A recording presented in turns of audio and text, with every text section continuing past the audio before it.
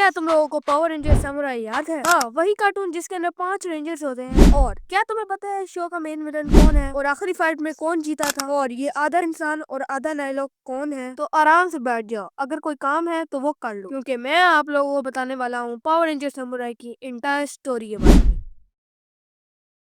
और हम लोग फर्स्ट एपिसोड देखते हैं जिसमें नाई लोग एक छोटे बच्चे को परेशान कर रहे होते हैं और इसके बाद हमारा रेड रेजेंट जेडन आता है जो कि इन सब की चड्डी फाड़ देता है। उसके बाद उसके मास्टर जिसका नाम जी होता है वो बताते हैं कि अब टाइम आ चुका है बाकी रेंजर्स को बुलाने का, क्योंकि अब नाइलॉक का खतरा बढ़ चुका है। और वो एक मैसेज के जरिए उन सब को बुला लेते हैं और वो सब काम छोड़कर दुनिया को बचाने के लिए जेडन के पास आ जाते हैं, क्योंकि उन्हें दुनिया को नाइलॉक से बचाना पड़ेगा। ये सब इकट्ठा होकर जेडन से मिलते हैं और मास्टर जी भी इनको अपने सैमुराइज दे देते हैं, जिसकी मदद से वो लोग सैमुराई रेंजर्स में ट्रांसफॉर्म हो सकते हैं। और मैं तुम लोगों को बताता चलूं, इन लोगों को सैमुराई रेंजर्स की पावर इनको अपने विरासत में मिली है। मतलब इनसे पहले इनके पापा पावर रेंजर्स रह चुके हैं, वही पावर्स इनमें ट्रांसफर हुई है। और दूसरी तरफ हमें दिखाया जाता है इस शो के मेन विलन मास्टर ज़ेनरेड को और उसके कोई मेन जनरल्स को भी, और हमें पता चलता है कि ये वही मास्टर ज़ेनरेड है जो कि पावर रेंजर्स की 5 जनरेशन से लड़ते लड़ते हार चुका था। और इस लड़ाई के दौरान में पावर रेंजर्स की 5 जनरेशन भी खत्म हो जाती है, मगर ये एक बार फिर दुनिया पर कब्जा करने के लिए आ जाते हैं और आते ही अपना नाइलॉक दुनिया पर तबाही मचाने के लिए भेज देते और अपने रेंजर्स उनसे लड़ने के लिए आ जाते हैं। लेकिन वो बहुत सारे नाइलॉक अपने रेंजर्स पर भारी पड़ रहे थे, मगर अपने रेंजर्स बेहतरीन टीम वर्क की वजह से जीत जाते हैं। और हर नाइलॉक की बड़ी आदत होती है वो अपना बड़ा कर लेता है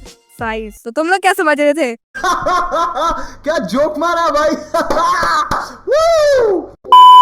तो बैक टू द टॉपिक। तो अपने रेंजर्स अपने जोर्ड की मदद से इस नाइलॉक को हरा देते हैं और अगले एपिसोड में मास्टर ज़ेनरेड बताता है कि अर्थ में वो जितना ज्यादा लोगों को डराएगा उतना ज्यादा सेंटू नदी का पानी बढ़ता जाएगा और जब ये पानी ओवरफ्लो होने लगेगा तो मास्टर ज़ेनरेड अर्थ की सरफेस पर आ जाएगा। ये इसलिए अर्थ की सरफेस पे नहीं आ पा रहा क्योंकि अर्थ पर ये पानी अवेलेबल नहीं होता, इसलिए वो इस सरफेस पे नहीं आ पाता। और ये ही नहीं, बाकी नाइलॉक का भी यही हाल है और वो अपने नाइलॉक को अर्थ पर भेजते हैं और अपने रेंजर्स उनसे लड़ने के लिए जाते हैं और अपने रेंजर्स भी वहाँ पे पहुंचकर नाइलॉक को हरा देते और इसके बाद नाइलॉक अपना बड़ा कर लेता है साइज। और इसके बाद फाइनली हमें पावर रेंजर्स का मेगाजॉर्ड देखने को मिलता है जो कि काफी कूल लग रहा था और इस मेगाजॉर्ड की मदद से अपने रेंजर्स इस नाइलॉक को भी हरा देते हैं। इसके बाद हम देखते हैं ग्रीन रेंजर माइक को जो कि ट्रेनिंग में सबसे काफी कमजोर होता है। तभी रोवर नाम का एक नाइलॉक वहाँ पे आता है और अपने रेंजर्स उनसे लड़ने के लिए जाते हैं और अपना माइक एटीट्यूड में आकर उसको मारने जाता है, लेकिन वो नाइलॉक इसका एटीट्यूड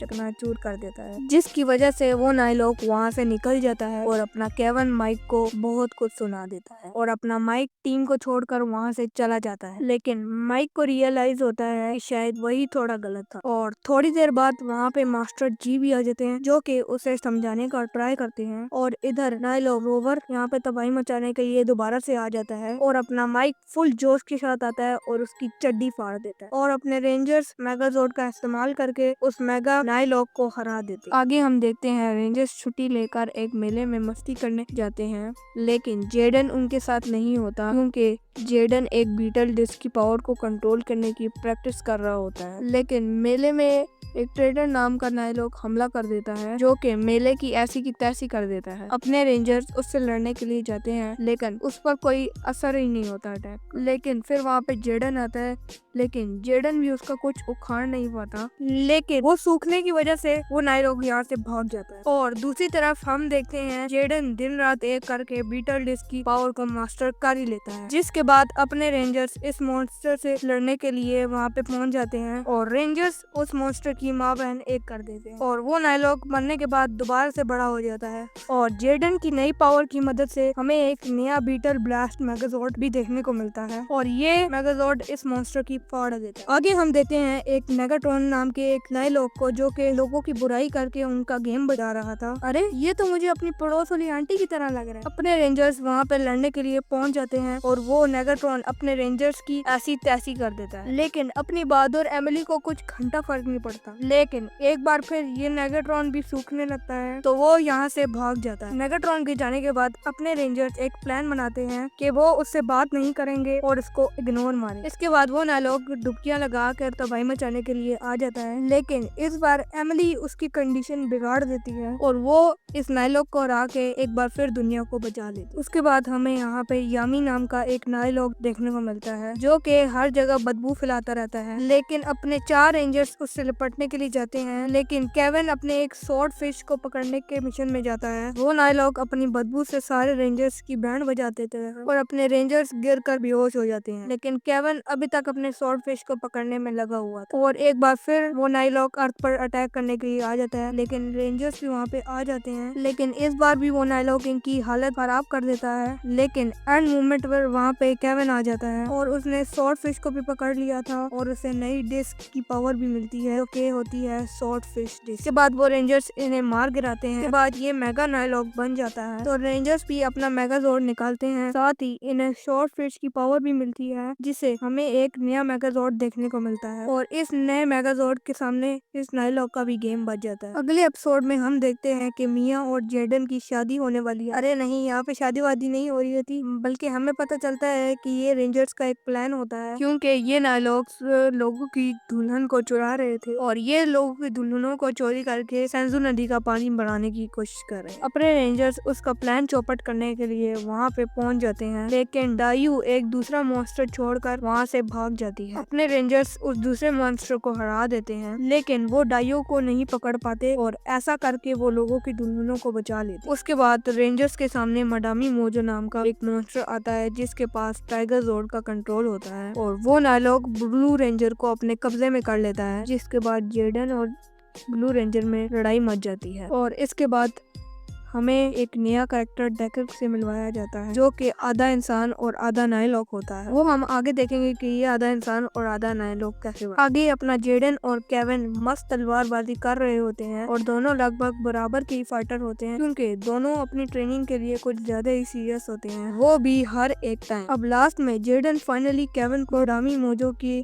चंगुल से छुड़ा देता है और फिर सारे रेंजर्स मिलकर नाइलॉक की कंडीशन बिगाड़ देते हैं और साथ ही साथ टाइगर जोर्ड को भी वापस ले लेते हैं। और मैं आपको बताता चलूं कि ये जो टाइगर जोर्ड है ये पावर रेंजर्स का ही था।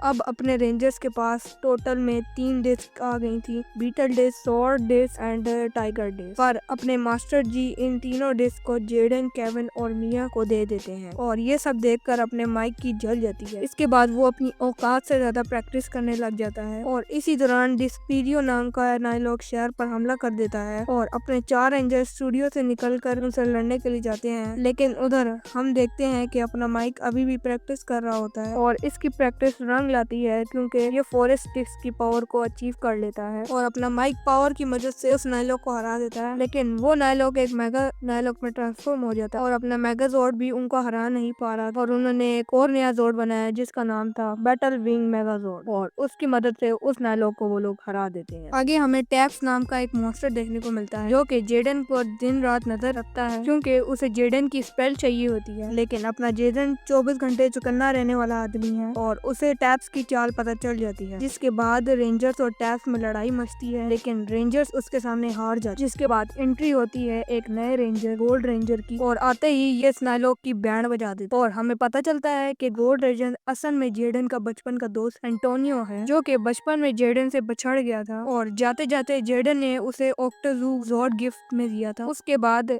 सब मिलकर नाइलॉक का गेम बजा देते। आगे हम देखते हैं एंटोनियो समुराई टीम में शामिल होने की बात करता है, लेकिन मास्टर जी बोलते हैं कि ये असली समुराई नहीं है और वो मास्टर से उसका मॉर्फर भी छीन लेता है। इसके बाद एक नया नाइलॉक शहर पर हमला कर देता है और अपने रेंजर उससे लड़ने के लिए भिड़ जाते हैं, लेकिन वो रेंजर्स की ऐसी तैसी कर देता है। उसके बाद सब रेंजर मास्टर जी को बोलते हैं कि एंटोनियो को भी अपनी टीम पे रख लेना चाहिए, नहीं तो भाई वो ऐसे ही कुत्ते की तरह पिटते रहेंगे। और कुत्ते की तरह पिटने के बाद जेडन भी मास्टर को कन्विंस कर देता है और इसके बाद एंड में मास्टर जी भी मान जाते हैं एंटोनियो को अपनी टीम में रखने के लिए और जेडन और एंटोनियो मिलकर इस नाइलॉक का गेम बजा देते हैं और उसके बाद वो नाइलॉक अपना बड़ा कर लेता है साइज। तब अपना गोल्ड रेंजर भी अपना ऑक्टोजू को बाकी रेंजर के मेगाजोर्ड के साथ कंबाइन कर देता है और इससे ऑक्टोस्फीयर मेगाजोर्ड बनता है और इस नाइलॉक को हरा दे। और जब सब सही चल रहा था और गोल्ड रेंजर भी अपनी टीम में आ गया, तब ये सारे केविन को पता नहीं कौन सा कीड़ा जागता है तो वो बोलता है कि एंटोनियो कभी भी एक सच्चा सामुराई नहीं बन सकता और अपना लड़का एंटोनियो फिर से खुद साबित करने के लिए केविन का पीछा करता है और वो दोनों एक ऐसी जगह पहुंच जाते हैं जहाँ पे ओक्टोरू सेंसे नाम का एक नाइलॉक साथ मिलकर सेंजो नदी का पानी पृथ्वी पर ला रहा था। दूसरी तरफ हम देखते हैं कि जेडन और उसकी टीम टेंगेन गेट पर जाती है। ये एक प्राचीन जगह होती है जहाँ पे रेंजर्स और नाइलॉक की पहली मुकाबला हुआ था और नाइलॉक हार गए। यहाँ रेंजर्स एक ब्लैक बॉक्स को लेते हैं और हमें पता चलता है कि जेडन का एक राज ही है जो कि इसने अभी तक अपनी टीम से छुपाए रखा है। यहाँ ये नाइलॉक हमला कर देते हैं और रेंजर्स को लगभग हरा देते हैं। तभी वहाँ पे डेकर आता है जो कि जेडन को वहाँ से उठा के और यार ये वीडियो यहीं तक थी और बाकी के एपिसोड हम अगले पार्ट में डिस्कस करेंगे।